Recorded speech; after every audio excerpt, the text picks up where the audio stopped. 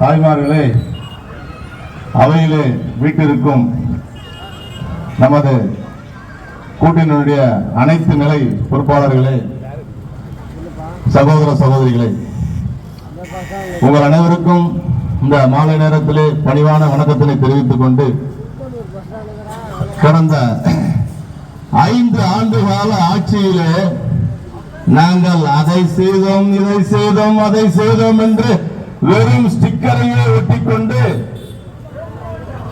விளம்பரம் மட்டுமே செய்த விளம்பர அரசியல் செய்து கொண்டிருந்த திருட்டு திராவிட முன்னேற்ற கழகத்தினுடைய அவல ஆட்சி நிலையை எடுத்துரைப்பதற்காகவே தமிழகம் முழுவதும் இந்த கூட்டம் நடைபெற்றுக் கொண்டிருக்கின்றது.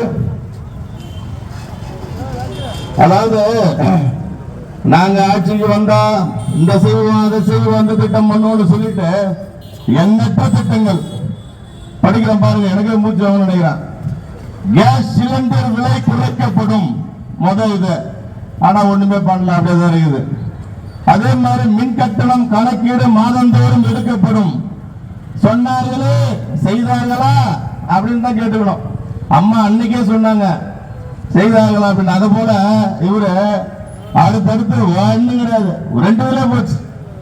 அதுக்கப்புறம் பார்த்தீங்கன்னா ரிஜிஸ்டர் ஆஃபீஸ்ல கொஞ்சம் கொஞ்சமா ஜனங்க காசை சேர்த்து கொண்டு போய் ஒரு ரிஜிஸ்டர் பண்ணலான்னு பார்த்தா பத்திரப்பதிவு போடுற எம்மாத்திரம் மக்கள்கிட்ட பிடுங்க முடியுமா? எல்லாத்தையும் பிடிக்கணும். என்ன கொஞ்சம் கொஞ்சமா அட கரண்ட் பில் அந்த டிவி வாங்கி ஊத்துட்டு நாடகத்தை பார்த்தா அது சர்ன்னு ஏறுது. நாடகம் பார்க்கறதோட பிபி ஏறுது, கூட கரண்ட் பில் ஏறுது. தாய்மார்கள் நிறைய நிம்மதியா இருந்ததுங்க. இப்ப பார்த்தா ஜிஹெச்ல இருந்து எல்லா இடத்துலயும் பிபி டேப்லெட் தான் காலி ஆகுது அதிகமா. என்னடான்னு பார்த்தாங்க நாடகம்.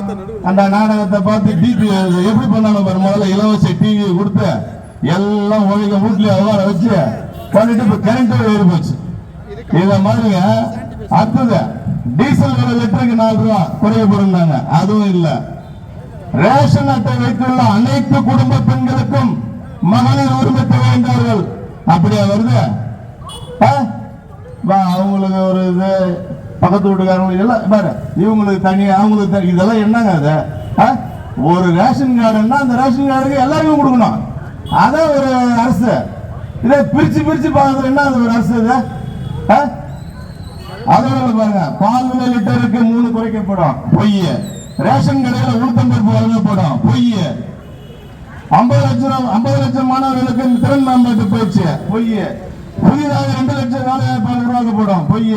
கடலோர மாவட்டம் அனைத்து கடல் இருக்கக்கூடிய எல்லாமே சொல்றதோட சரி, ஏட்டளவுல மட்டும்தான் இருக்குது.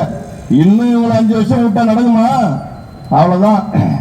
அதாவது மத்திய அரசு ரேஷன் கடையில அரிசி, பருப்பு, எண்ணெய் எல்லாம் செலவு பண்ணி கொடுக்குறாங்க. அந்த அரிசிக்கு மேல 2 ரூபாய் செலவு பண்ணி வச்சுட்டு நான் தான் கொடுத்தேன் அப்படின்னு ஒரு ஸ்டிக்கர் ஒட்டிக்கிறது. அதுக்கப்புறமா இந்த பாத்ரூம் திட்டம் கொடுத்தாங்க, அதுல உடனே போய் ஸ்டிக்கர் ஒட்டிக்கிறது, நான் தான் கொடுத்தேன் அப்படின்ட்டு. அதுக்கப்புறம் பார்த்தாங்க வீடு திட்டம், ஐயா மோடி கொடுக்குறாரு, உடனே பார்த்தாரு நான் தான் கொடுத்தேன் அப்படின்னு. ஏதோ ஒண்ணு கொடுக்குறேன் 10,000 ரூபாய் கொடுத்துட்டேன், அதுலயே ஒரு ஸ்டிக்கர் ஒட்டிடுது. இல்லாத ஒரு ஸ்டிக்கர் ஓட்டி இது நல்லா இருக்குது. ஏன் நீ கூட நல்லா 10 லட்சம் ரூபாய் கூட ஒரு குடும்பத்துக்கு வீடு கட்டி கொடுக்க 10 லட்சம் ரூபாய் கூட, இந்த 1000 ரூபாய் கொடுக்குற என்ன பாரு, 4 வருஷமா கொடுக்கவே இல்லை. கிட்டத்தட்ட 48,000 ரூபாய் கணக்கு நினைக்கிறான். ஆனா 5,000 ரூபாய் போட்டு இப்ப முடிச்சு போச்சா, 5,000 ரூபாய் போட்டா யாருக்கு பாத்துக்கலாம் அப்படின்ட்டு. மீதி 43,000 ரூபாய் எங்கயா கூடிய யாரும் வீட்டு காசு கொடுக்க போறான்? உங்க அம்மா வீட்டு காசை கொடுக்க போறான். அவர் என்ன அங்க இருந்து லைன்ல வரல, என்ன பொட்டி பணம் வந்தாரு, சும்மா வந்தாரு உட்காந்தாரு. இன்னைக்கு 50 கோடி சொத்து அம்மா கிடக்குது, அவ்வளவு சொத்து சேர்த்து வச்சு கிடக்குது. யாரு வீட்டு காசு இதெல்லாம்? மக்களை கொடுங்கயா. ஸ்டிக்கர் ஓட்டே பண்ணுகிறா. ஆனால் வரக்கூடிய தேர்தல் இவருடைய கூட்டணியினுடைய தலைவர் இன்னைக்கு முதலமைச்சர் ஆளதான் போறாரு. அவர் உங்க ஸ்டிக்கரை கூட கீழ்ச்சி கட்டாசு தான் போறாரு. வாய்ப்பு நன்றி விடைபெறுகின்றேன். நன்றி, வணக்கம்.